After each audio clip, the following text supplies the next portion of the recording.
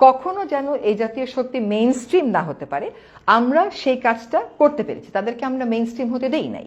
সৈয়দ রিজওয়ানার সম্প্রতি সময়ে যে একটি সাক্ষাৎকার দিয়েছে সেখানে স্পষ্টভাবে তিনি স্বীকার করেছেন যে তারা ক্ষমতায় থাকাকালীন ভোটে ইঞ্জিনিয়ারিং করেছেন এবং ভোটে ইঞ্জিনিয়ারিং করে জামাত ইসলামকে কোনোভাবেই তারা ক্ষমতা আসতে দিবে না এবং দেয়ও নাই। তিনি স্পষ্টভাবে কিন্তু এটা স্বীকার করেছেন, অর্থাৎ তারা চায় না তাদের মতাদর্শ অনুযায়ী, বিশেষ করে জামাত ইসলামী যে মতাদর্শের রাজনীতি করে সেটা তারা পছন্দ করে না এবং তারা মনে করে জামাত ইসলামী নারী বিদ্বেষী একটি দল এবং সেই যে জামাত ইসলামী নারী বিদ্বেষী দল, এই দলকে কোনোভাবেই ক্ষমতা আসতে দেওয়া যাবে না। সৈয়দ রিজওয়ানারা উপদেষ্টা থাকাকালীন এই ধরনের মেন্টালিটি তারা লালন করত এবং জনগণ যে, হ্যাঁ আমি ধরে নিলাম নারী বিদ্বেষী দল বিএনপি জামাত ইসলামী, তো বাংলাদেশের জনগণ যদি ভোট দিয়ে এই নারী বিদ্বেষী দলকে ক্ষমতা আনতে চায় তাহলে আপনাদের বাধা দেওয়ার কি? আপনারা ক্ষমতায় থেকে আপনাদের ক্ষমতার পাওয়ারকে এক্সারসাইজ করে মানুষের ভোটের অধিকার, মানুষের রায়কে আপনারা পরিবর্তন করে দিয়েছেন। ভোট ইঞ্জিনিয়ারিং করে অন্য একটি দলকে ক্ষমতায় নিয়ে এসেছেন, যেটা করত তৎকালীন স্বৈরাচারী শেখ হাসিনার যারা নির্বাচন কমিশনাররা ছিলেন তারা। তো তাদের পরিণতি কি হয়েছিল এটা আপনারা এত দ্রুত ভুলে গেলেন। কেন ভুলে গেলেন আমরা জানি না, ক্ষমতার মোহে কিংবা টাকার লোভে এটা আপনারা ভুলে গিয়েছেন। 5ই আগস্টের পরে 2000 মানুষের যে জীবন দিল, তারা এই ধরনের একটা নির্বাচন তারা দেখতে চায় নাই। স্বচ্ছ নির্বাচন হতো, জামাত ইসলামী একটা সিটও না পেত, তাতে কোনো সমস্যা ছিল না, কিন্তু নির্বাচনটা স্বচ্ছ হইতো। নির্বাচন আপনারা স্বচ্ছ করলেন কিন্তু ইঞ্জিনিয়ারিং করে ভোটের ফলাফল পরিবর্তন করে দিলেন। এটা বাংলাদেশের মানুষ কিন্তু প্রত্যক্ষ করেছে এবং সুযোগ পেলে আওয়ামী লীগ সরকারের যারা নির্বাচন কমিশনার ছিলেন তাদের যে পরিণতি আপনারা দেখেছেন, ঠিক সেই পরিণতি আপনাদের কেউ হতে পারে। এই জিনিসটা মাথায় রেখেন। আপনারা ক্ষমতায় থেকে আপনাদের মনের মাধুরী মিশিয়ে আপনারা যাকে ইচ্ছা তাকে ক্ষমতায় নিয়ে আসবেন, জনগণের রায়কে আপনারা উড়িয়ে দিবেন। এই জন্য আপনারা কিন্তু জনগণ আপনাদেরকে তখন ক্ষমতায় বসায় নাই।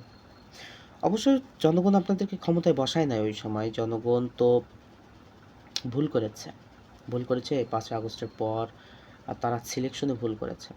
আপনাদের মতন বেঈমান এবং বিশ্বাসঘাতক তাদেরকে জনগণ আপনাদেরকে মানে উপদেষ্টা বানিয়েছিল।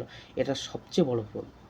আর সবচেয়ে বড় ভুল ছিল এনসিপির এই যারা নেতৃস্থানীয় যারা ছিলেন, এরা ডক্টর ইউনূসের কাছে ক্ষমতা দিয়ে সরে গিয়েছে পাশ থেকে। এই ধরনের সিলেকশনের ক্ষেত্রে আপনাদের মতন দালাল এবং আপনাদের মতন বিশ্বাসঘাতকদের সিলেকশনের ক্ষেত্রে তাদের ফিল্টার করা উচিত ছিল, কিন্তু তারা সেটা করে নাই। যার খেসারত তাদেরকেও দিতে হচ্ছে, বাংলাদেশের সমগ্র মানুষকে দিতে হচ্ছে। আবারও সেই গভীর অন্ধকারে আপনারা দেশকে ফেলে দিলেন। দীর্ঘ 1.5 বছর 18 মাস আপনারা এই সরকারে জনগণের টাকা খাইলেন এবং সেই জনগণের সাথেই বেইমানি করলেন। জনগণের যে রায় সেটাকে আপনারা উল্টে দিলেন। এই ধরনের কর্মকাণ্ড বাংলার মানুষ সারা জীবন মনে রাখবে এবং আপনাদের নাম বিশ্বাসঘাতকতার কাতারে থাকবে। মিস্টার রেজওয়ানা, আপনি শুধু একা না, এক্ষেত্রে আপনার আশেপাশে যারা ছিল ম্যাক্সিমাম উপদেষ্টারা এই ধরনের দুর্নীতির সাথে জড়িত ছিল।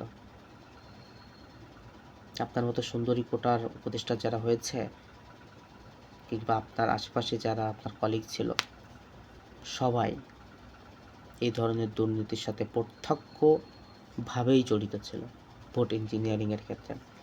আপনারা জানতেন যে জামাত ইসলামী ক্ষমতায় চলে আসছে, তাদেরকে কোনোভাবেই ঠেকানো যাবে না।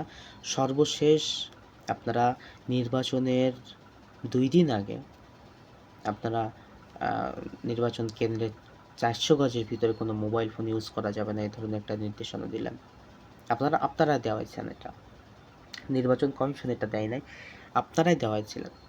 তো এটা নিয়ে এটা একটা উদ্দেশ্য ছিল ভোট ইঞ্জিনিয়ারিংয়ের ক্ষেত্রে। এটা একটা উদ্দেশ্য ছিল আপনাদেরকে যে আপনারা যেহেতু কোনো ধরনের ডকুমেন্ট বাইরে পাবলিক করা সম্ভব হবে না, তো আপনারা ওইভাবে ভোট কেটে বিএনপিকে ক্ষমতায় নিয়ে আসতে চেয়েছিলেন। কিন্তু যখন দেখলেন যে হিতে বিপরীত হচ্ছে, বিভিন্ন সমালোচনা হচ্ছে, তখন আপনারা প্ল্যান বি অ্যাপ্লাই করলেন। আপনারা ভোটটা সুষ্ঠু করলেন, করার পরে রেজাল্টে আপনারা দুর্নীতি করলেন। নাহলে প্রথম থেকে যখন ভোটের রেজাল্ট আসা শুরু করেছে, তখন বিভিন্ন চারিদিক থেকে শুধু জামাত ইসলামের জয় জয়কার একটা পরিস্থিতি সৃষ্টি করছে। একাধারে একভাবেই জামাত ইসলাম সব জায়গায় সব আসনগুলোতে জামাত ইসলামের ১-১.৫ হাজার, বিভিন্ন কেন্দ্রে ১-১.৫ হাজার ২,০০০ করে ভোট বেশি পাচ্ছে জামাত ইসলাম। হঠাৎ করে বন্ধ করে দিলেন এই ফলাফল পাবলিশড। সরকারি ওয়েবসাইট বন্ধ করে দিল। মিডিয়া কু করে আপনারা আগেই ঘোষণা দিয়ে দিলেন যে বিএনপি ক্ষমতায় চলে আসছে। ১৫০টি আসনের বেশি তারা পেয়ে গিয়েছে। এই যে ধরনের একটা পলিটিক্যাল ইঞ্জিনিয়ারিং করলেন, মানুষের সাথে বেইমানি করলেন, মানুষের যে ভোট অধিকার ছিল, সেই ভোট অধিকারকে আপনারা থোড়াই কেয়ার করলেন। এটার পরিণতি ভালো হবে না আপনাদের জন্য। আপনারা বিশ্বাসঘাতকতার কাতারে চলে গেলেন। অনেক আশা আকাঙ্ক্ষা নিয়ে এই ডক্টর ইউনূস সরকারের সাপোর্টে মানুষ ছিল। ৫ই আগস্টের পর যে একটা হাহাকার পরিস্থিতি ছিল সারা দেশে, তো সেই মানুষগুলোর সাথে আপনারা এইভাবেই বেইমানি করলেন। এটা আপনাদের করা উচিত হয়নি। সুযোগ পেলে মানুষ আপনাদের এটাকে গলায় কোনটায় বুঝে নিবে আপনাদের কাছ থেকে। দেখা হবে সেদিন। ভালো থাকুন। আল্লাহ হাফেজ।